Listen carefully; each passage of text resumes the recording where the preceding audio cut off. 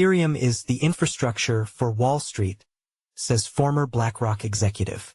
Joseph Chalom is betting his next act on Ethereum, calling it the only chain institutions can trust to digitize finance. For Joseph Chalom, Ethereum ETH $3,451.25 isn't just another blockchain. It's the infrastructure he believes Wall Street will eventually build on.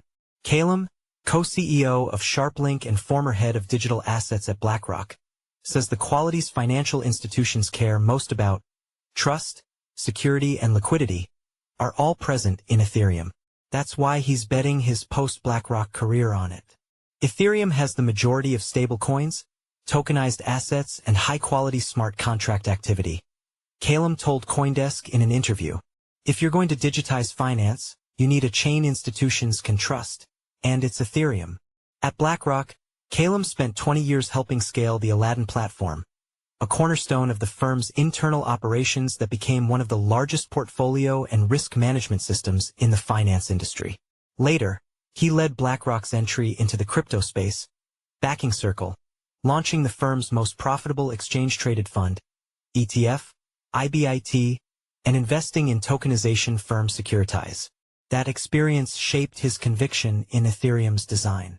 He describes the blockchain as a multi-purpose platform, capable of supporting not just financial transactions, but lending, trading, NFTs, and complex applications, in contrast to Bitcoin, which he calls a great store of value.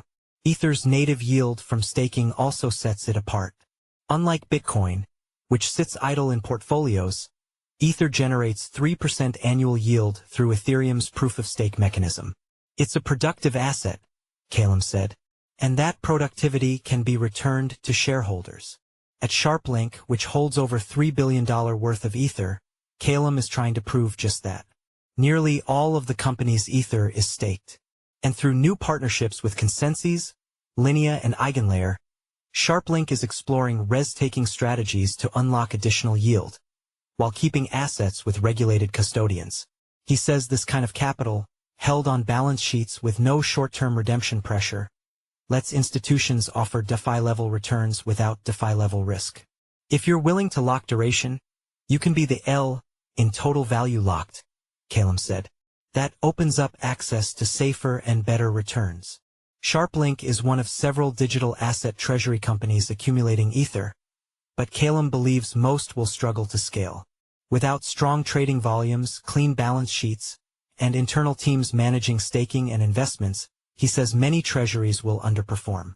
Chalom views Sharplink not as a break from his BlackRock career, but as a continuation of his mission, bridging traditional finance with the crypto ecosystem. "We spent decades building rails full of intermediaries," he said. "Ethereum gives us a chance to rebuild those rails. Faster, cheaper, and more secure." He doesn't think of Ethereum as speculative tech. He sees it as the foundation for the next wave of digitized finance.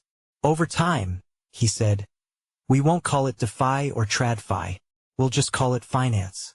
And Ethereum will be the infrastructure underneath."